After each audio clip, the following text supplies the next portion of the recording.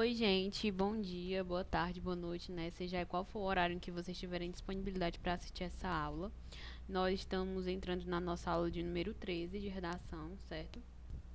É, Desde a nossa aula de número 11, nós estamos falando de alguns termos, né? De alguns assuntos importantes que estão dentro da competência 4, certo? E aí, a nossa primeira aula, a gente falou dos tipos de coesão, das coesões e tal, que foi a nossa aula 11. A nossa aula 12, a gente falou dos conectivos. E a nossa aula 13, nós vamos falar, né, dos termos importantes para a aplicação da grade específica da competência 4. A nossa aula 14, a gente vai falar sobre as descrições dos níveis da competência 4. Ou seja, se eu tirei nível 0, por que eu tirei o nível 0? Se eu tirei o nível 2, por que eu tirei o nível 2? O que é que tinha no nível 2, né? Que eu me adequei nele. E aí, isso é importante para que vocês tenham uma abrangência, né? Do que vocês estão sendo cobrados dentro das redações, certo? E aí, sem mais delongas, nós vamos dar início à nossa aula. E aí, os objetivos da nossa aula, né, claro, é expor a grade específica da competência 4, abordar os termos importantes da aplicação da grade específica da competência 4, né, e abordar os principais erros relacionados aos usos conectivos que estão dentro, né, dessa abordagem dos termos importantes, certo? E aí, aqui, nesse slide, nós temos a grade específica da competência 4, certo? A competência 4, ela vai tratar, né, de demonstrar se o estudante, né, se ele está demonstrando o conhecimento dos mecanismos linguísticos que são necessários para a construção da argumentação.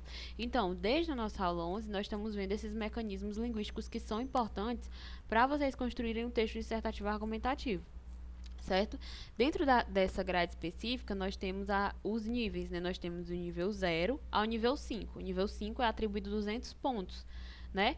E o nível 0, você, claro, obviamente, você leva 0 pontos. E aí, a gente vai observar aqui algumas coisas, né? Vamos lá, primeiro ver o nível 0. O nível 0, ele diz que o estudante, né, ele traz palavras e períodos justapostos, né, e desconexos ao longo de todo o texto, né, o que demonstra a ausência de articulação, ou seja, no nível 0 ele não consegue articular nada dentro do texto dele, certo? Nenhuma coisa dentro do seu texto é articulado, se você estiver nesse nível. Já no nível 1, a gente vê que ele fala assim, ó, presença rara de elementos coesivos inter e ou intraparágrafos, e ou excessivas repetições e ou excessivas inadequações.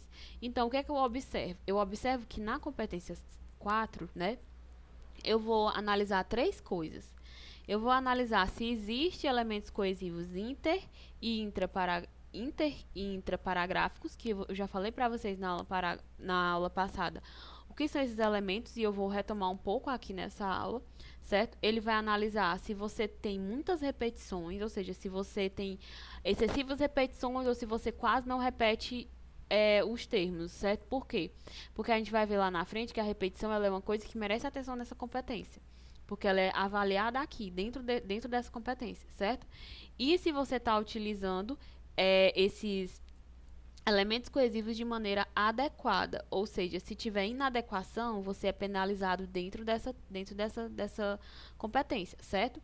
E aí o nível 2, ele vai fazer, né, presença pontual de elementos coesivos intra ou intraparagráficos e ou muitas repetições e ou muitas inadequações.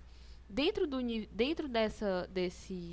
2, né, do nível 2, a gente vê que tem esse quadrinho do lado que ele fala assim: textos em forma de monobloco não devem ultrapassar esse nível. Lá na frente a gente vai ver o que é um texto em monobloco, a gente vai ver o que é que a gente precisa fugir da questão do monobloco, certo? Mas os textos que estão em forma de monobloco, que a gente identifica isso, eles não podem ultrapassar o nível 2, ok? E aí o nível 3, ele vai dizer presença regular de elementos coesivos inter ou interparagráficos, né? E ou algumas repetições e ou algumas inadequações. Ah, Micaele, o que é que vai identificar a diferença do algumas, né? Do algumas, do regular para o pontual? Gente, o que vai identificar isso, o que vai variar isso, vai ser, infelizmente, uma coisa subjetiva do corretor, certo? Então, o que para algum corretor pode ser uma presença pontual de elementos coesivos e te colocar na competência 2, para outro corretor, já pode ser uma presença, né? Ele já consegue identificar a presença de elementos coesivos e te colocar no nível 3, certo? Mas do nível 1 ao nível 5, eles vão avaliar essas três coisas, que é a presença dos elementos coesivos intra e interparagráficos, as repetições e o uso adequado desses elementos coesivos. Claro que vai ser uma gradação, né? Que vai aumentando. No nível 1, a pessoa está utilizando tudo isso de forma muito incorreta, e o nível 5 ele já está utilizando isso de uma forma muito correta, certo? E o nível 3, como ele está ali entre os níveis, né, ele sempre vai tratar dessa coisa regular, ou seja, tem elementos coesivos, só que está sendo utilizados de uma forma regular, entendeu? Porque ele está bem no meio. E aí, quando a gente já vai agora entrando, né, nos termos importantes para a aplicação da grade específica da competência 4, dentro desses termos, a gente vai ver o termo presença de elementos coesivos, né? O conceito de presença de elementos coesivos, ele corresponde ao repertório coesivo no qual o participante constrói a articulação entre palavras, frases e parágrafos no texto. Ou seja, a presença de elementos coesivos, ela está tratando do repertório coesivo que o participante está trazendo dentro do texto, certo? Ou seja, não é só se ele usa um elemento coesivo. Eu quero ver todos os elementos coesivos que ele está utilizando, certo? E aí, a gente tem que... a presença desses elementos, ele tem que ser identificado com o conjunto de recursos coesivos que eu estou utilizando, e não apenas um, como eu falei nesse instante, certo? Dentro dessa presença de elementos coesivos, eu tenho que analisar também a qualidade desses recursos, porque não basta ter os recursos eles têm que estar presentes dentro do texto de forma que seja de uma forma que tenha qualidade. E como é que eu consigo identificar isso? Primeiramente, pela presença concreta de elementos coesivos dentro do parágrafo e entre eles. Ou seja, eu tenho que identificar que existe de forma concreta esses elementos coesivos dentro do parágrafo e entre os parágrafos. Depois, eu tenho que ver se esses elementos coesivos eles se repetem ou não. Ou seja, se eu estou usando um elemento coesivo que está se repetindo muito, isso vai dizer para o meu corretor que eu não tenho repertório de elementos coesivos. Por exemplo, se eu ficar utilizando o mas, porque o mas ele faz uma relação adversativa, né, de oposição entre duas frases. Mas aí eu utilizo sempre mas. O mas sem o i, né? Sendo que eu posso utilizar o mas, o todavia, o entretanto, no entanto. Se eu diversificar, meu corretor vai entender, poxa, essa pessoa, ela tem um repertório coesivo, porque ela não está utilizando apenas essa palavra, ela não está repetindo. Entendeu? Então, por isso que é importante você prestar atenção na repetição, né? E em seguida, se estão mobilizadas, né, de maneira adequada ou não. Ou seja, eu tenho que analisar se existe a presença para que esses elementos coesivos eles estejam presentes de maneira que seja de qualidade. Eu tenho que analisar se eles estão presentes concretamente dentro do parágrafo e entre os parágrafos. Eu tenho que analisar se eles se repetem ou não. E eu tenho que analisar se eles estão sendo utilizados de maneira adequada ou não. Não basta ter, eles têm que existir, eles não podem se repetir muito e eles têm que ser utilizados de maneira adequada. Então, isso é que é ter um texto que tenha presença de elementos coesivos, certo? E aí, aqui eu tenho, dentro desses termos importantes, eu tenho a coesão intraparágrafo e interparágrafos, certo? E o que é isso? A gente já falou na aula passada o que são os conectivos intra e interparágrafos, que é basicamente a mesma coisa. A coesão intraparagráfica, ela diz respeito, né, os elementos coesivos que estão utilizados adequadamente, é importante lembrar disso, que eles têm que ser utilizados adequadamente dentro do parágrafo. E os interparágrafos, né, é a presença de elementos coesivos adequadamente mobilizados entre os parágrafos, certo? É importante a gente observar dentro disso, né, que para o texto ele atingir o nível 4 ou nível 5, da competência 4, ele tem, né, necessariamente que ter a presença de alguns elementos coesivos específicos, que são os chamados operadores argumentativos, que eu falei para vocês, eu deixei o quadrinho dos operadores argumentativos lá na aula 11, né, interparagráficos, né, além de outras formas de coesão, ou seja, para o meu texto ele tá lá, como eu falei para vocês, A grade específica da competência 4, ela analisa aquelas 3 coisas. Então, para o meu texto, ele está dentro da nota 4 ou 5, eu tenho que ter, obrigatoriamente, necessariamente, os elementos coesivos interparágrafos, certo? Ou seja, que estão entre os parágrafos. Eu tenho que ter, necessariamente, para que eu tenha o nível 4 ou o nível 5. Por isso que é importante vocês observarem isso e prestarem atenção. E aí, aqui eu trouxe o exemplo do quadro 1. Nesse quadro 1, em azul, eu tenho os elementos coesivos intraparágrafos, ou seja, a gente observa que eles estão dentro do parágrafo, né? O esse, o entretanto, o internet estão dentro do parágrafo. Então, eles estão fazendo relações dentro do parágrafo. O que estão na cor rosa, eles estão fazendo as relações interparágrafo, ou seja, entre os parágrafos. Então, no segundo parágrafo eu tenho o diante desse cenário, no terceiro parágrafo, que é o segundo parágrafo de desenvolvimento, né? Eu tenho por outro lado, e no parágrafo de conclusão eu tenho portanto, que são elementos coesivos que estão sendo utilizados dentro do parágrafo, né? Entre o parágrafo, ou seja, esse exemplo eu tenho esses elementos coesivos em inter e intraparágrafos, certo? E aí a gente tem aqui a questão das repetições, né? A repetição, o conceito dela é claro. Repetição é a recorrência desses elementos coesivos dentro do parágrafo, certo? Só que o que eu tenho que prestar atenção? Nesse contexto, as repetições elas são problemáticas quando fazem rarear a diversidade do repertório coesivo, por não haver, por parte do autor do texto, uma preocupação em valer-se de recursos coesivos variados. A variedade dos repertórios traz maior fluidez à construção dos sentidos da produção textual, ou seja, o que há repetição. Micaele, mas como assim, se eu repetir muito, eu vou ser penalizado? Vai por quê? Porque quando você repete muito repertório coesivo, como aquele exemplo que eu dei lá no início para vocês, quando eu estava falando da grade específica do Enem, eu utilizei muito mas. O que é que o meu corretor vai entender? Vai entender que eu não tenho repertório de elementos coesivos. Então, poxa, esse aluno, ele tá só se mantendo nessa mesma linha. Cadê os outros elementos? Tem tantos elementos coesivos, esse aluno só está usando isso, né? Então, se eu tenho muita repetição, eu não vou conseguir estar no nível tão alto na competência 4, certo? E aí, sem falar que quando eu vario o repertório, né? Quando eu vario o meu repertório coesivo, eu quero dizer pro meu corretor, na verdade, o que deixa dentro do meu texto, né, o que deixa explícito no meu texto é uma maior fluidez, certo? Quando eu diversifico esses repertórios, eu tenho uma maior fluidez dentro do meu texto. Então, é importante vocês prestarem atenção na repetição dentro do texto, principalmente os repertórios coesivos e qualquer outra palavra que vocês estejam utilizando. E aí, eu trouxe esse exemplo para vocês. Aqui, a gente vê que existe uma repetição do nome internet, que está marcado em vermelho. Ó. Ele repete 5 vezes o nome internet dentro do texto, ou seja, está tendo uma repetição muito grande.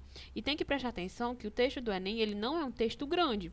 Por exemplo, se você vai pegar uma dissertação ou um artigo, é um texto que tem várias páginas, então você vai repetir várias coisas dentro desse texto, repetir várias palavras dentro desse texto. Quando é a questão da redação do Enem, a redação do Enem é uma folha de 30 linhas. Então, imagine dentro de uma folha de 30 linhas, você repetir a palavra internet 8 vezes, porque aqui são 3 parágrafos e a pessoa já repetiu a palavra internet 5 vezes. Certo? Então, fica um texto muito cansativo, muito repetitivo, e isso atrapalha a fluidez do texto.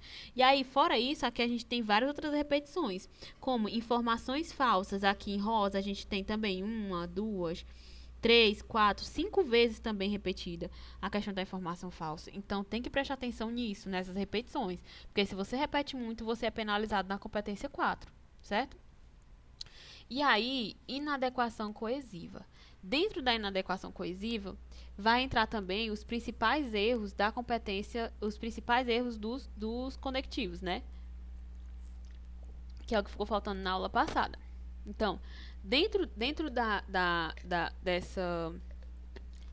desse termo, né, que é a inadequação coesiva, tem isso. Então, um termo que aparece na grade específica é o de inadequação, né, cujo conceito diz respeito ao uso equivocado dos elementos coesivos, né, que embora eles estejam presentes dentro do texto, a gente não consegue construir as diversas relações de conexões típicas esperadas em um texto dissertativo argumentativo, ou seja, a inadequação coesiva ela é quando eu uso inadequadamente os elementos coesivos. Ou seja, eles estão presentes dentro do texto, dentro da frase, no entanto, eles estão presentes de maneira equivocada, de uma maneira errada, de uma maneira que não é a maneira correta de ter aquele elemento ali. Certo? E aí, para ilustrar os casos mais típicos, né, de inadequação coesiva, a gente conseguiu alguns exemplos aqui. Eu trouxe alguns exemplos para vocês. E aí, o primeiro exemplo, ele fala assim: a grande maioria das pessoas não tem conhecimento de como funcionam os algoritmos e o processo de controle de dados na internet, mas continuam sendo manipuladas cotidianamente. Ou seja, o que é que isso quer dizer, né? A gente consegue perceber que existe a presença do elemento, né, coesivo, que ele é um conectivo, que é o mas, né? Existe, só que o que é que acontece? Ele está, dentro desse texto, ele está sendo mobilizado com uma função que não é própria dele. Né? A gente vê que a segunda oração ela é consequência ou efeito da primeira, né? Ou seja, entre elas deveria haver uma relação conclusiva, né? Característica de conectivos como, por exemplo, portanto, por esse motivo, ou ainda uma relação aditiva, que a gente poderia fazer por intermédio do i, né? Mas dentro dessa frase não existe essa relação adversativa que esse conectivo mas traz. A gente vai ver aqui. Olha, se eu trocar esse mas, por exemplo, portanto ou por esse motivo, vamos ver como a frase ela vai ficar entendível ao nosso... que ela vai ficar entendível, né? Porque nós vamos estar usando de maneira adequada o conectivo. Olha aqui, ó. A grande maioria das pessoas não tem conhecimento de como funcionam os algoritmos e o processo de controle de dados na internet. Por esse motivo, continuam sendo manipuladas cotidianamente. Ou seja, dessa forma, a frase estaria correta. Esse mas foi utilizado inadequadamente. E essa pessoa perderia ponto na competência 4, né? Porque lá na competência 4 a gente está avaliando a inadequação desses conectivos, certo? E aí aqui eu trouxe outros exemplos. Esse primeiro exemplo, as pessoas estão se conscientizando da importância de não acreditar em tudo o que leem nas redes sociais. Portanto, ainda são facilmente manipuladas. A gente vê aqui que o portanto, ele traz a ideia de conclusão, né? Ele é um conectivo conclusivo. Só que aqui ele está aparecendo, utilizando, né, a função adversativa, o que torna essa frase semanticamente errada e instável, né? E a gente não consegue compreender a relação que a primeira frase está tendo com a segunda, porque esse portanto está sendo utilizado aqui de maneira inadequada. O que é que era para estar aí?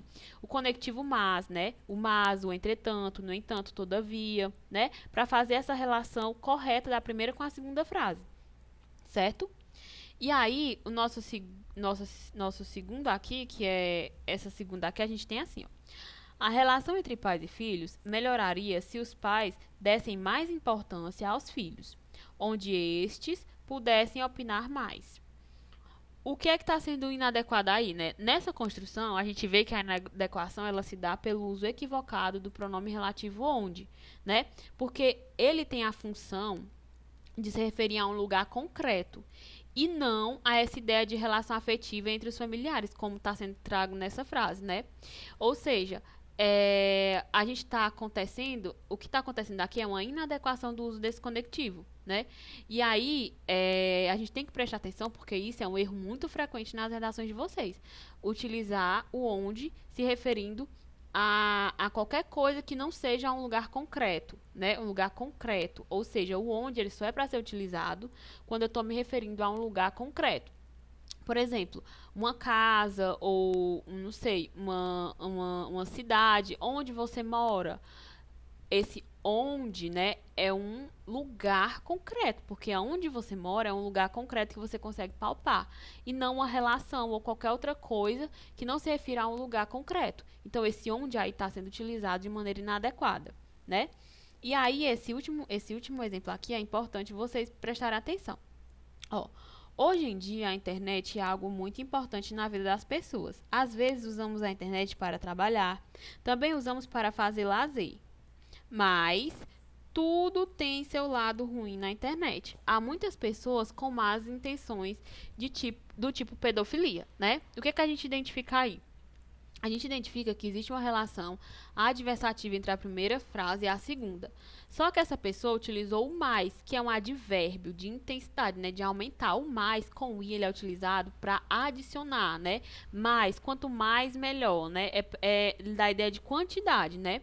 Já aqui, a gente vê que o que estaria correto era utilizar o elemento coesivo mas, sem o i, né? Claramente com a função adversativa no início do parágrafo.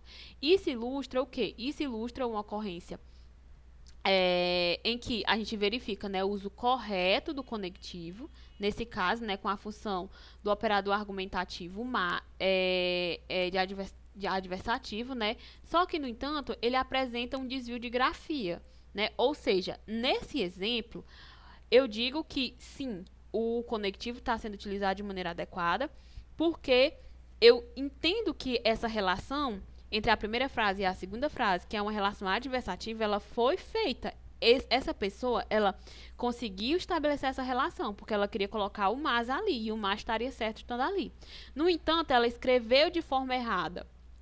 Quando ela colocou o i, ela transformou o mas, né, adversativo, no mais, no advérbio de intensidade, né? Então, a gente viu que aqui não é um erro que ela esteja utilizando de forma inadequada o conectivo, mas a grafia do conectivo está errada. Então, aqui ela não é penalizada na competência 4, e sim na competência 1, porque é um desvio de grafia, não um desvio inadequado do uso do conectivo, certo? E aí aqui nós temos o termo importante que é o chamado monobloco, né? O monobloco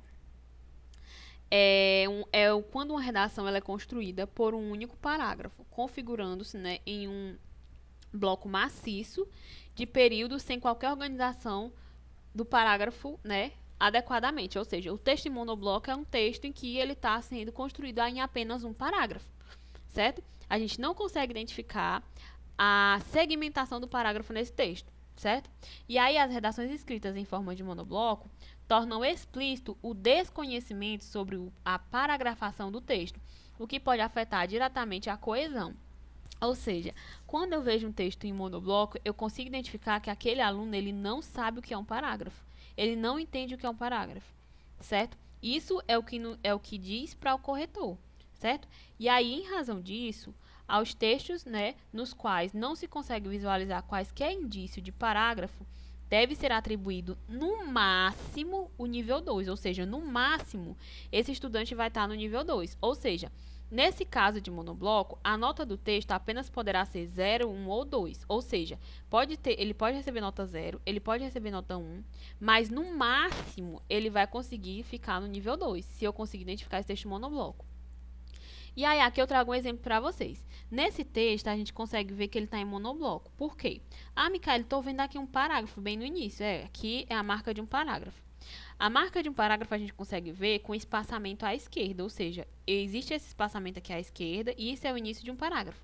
Só que o que a gente percebe? A gente percebe que dentre as outras linhas não existe mais nenhuma marcação de parágrafo.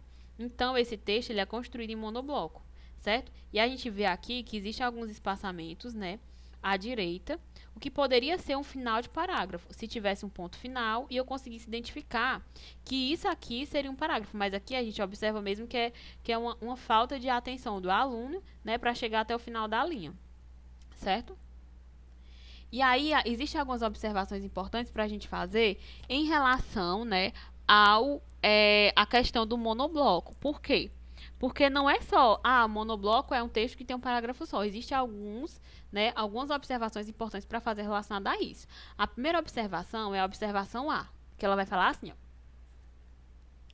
Uma redação pode ser monobloco e, ainda assim, apresentar as 3 partes do texto dissertativo argumentativo: introdução, desenvolvimento, conclusão.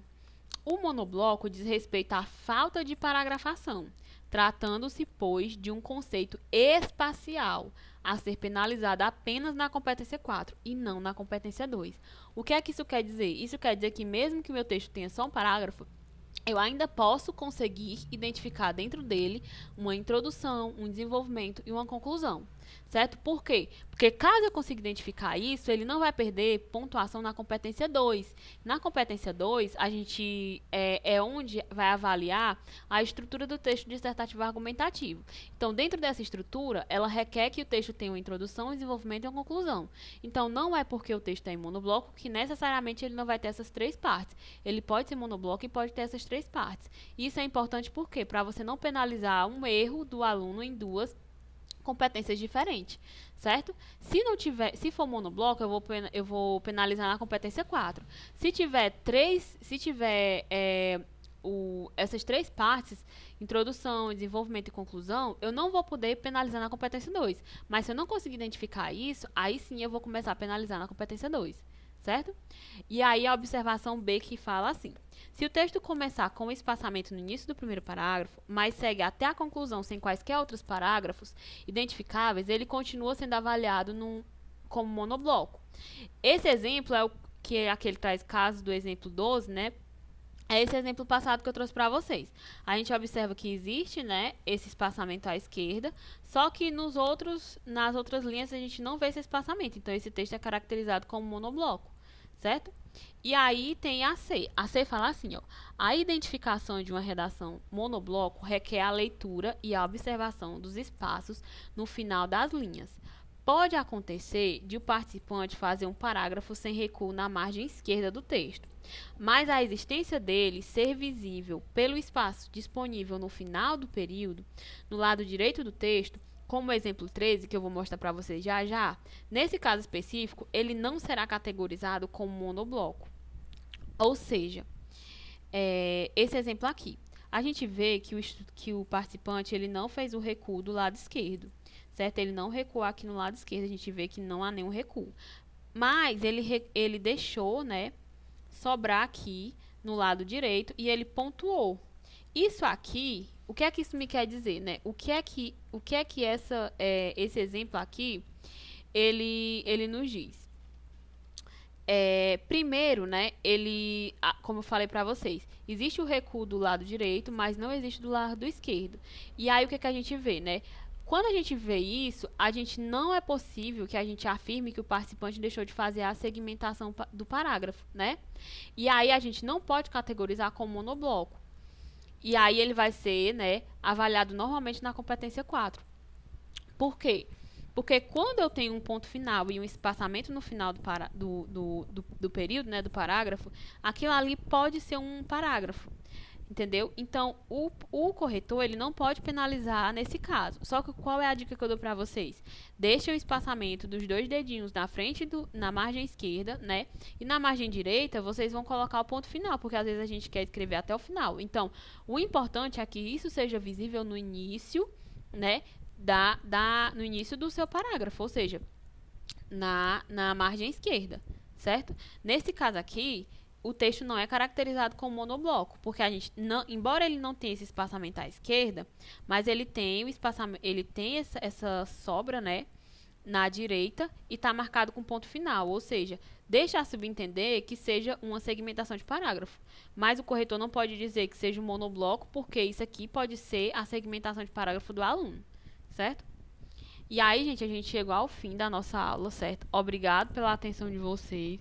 Eu espero que essa aula tenha ajudado vocês de alguma forma, certo? Nós estamos aí há pouco tempo do Enem, então é muito importante que vocês intensifiquem aí na redação, que vocês tentem melhorar, olhar o erro de vocês, e por isso que é importante ver as competências e ver esses conteúdos dentro das competências, porque vocês olham e veem o erro que vocês estão cometendo para que vocês não cometam mais esse erro, certo? Então, na próxima aula a gente vai falar da descrição dos níveis, né? Ah, se eu recebo nível 0, por que eu estou recebendo nível 0? Por que eu estou recebendo nível 4, entendeu? Por que eu estou recebendo nível 2?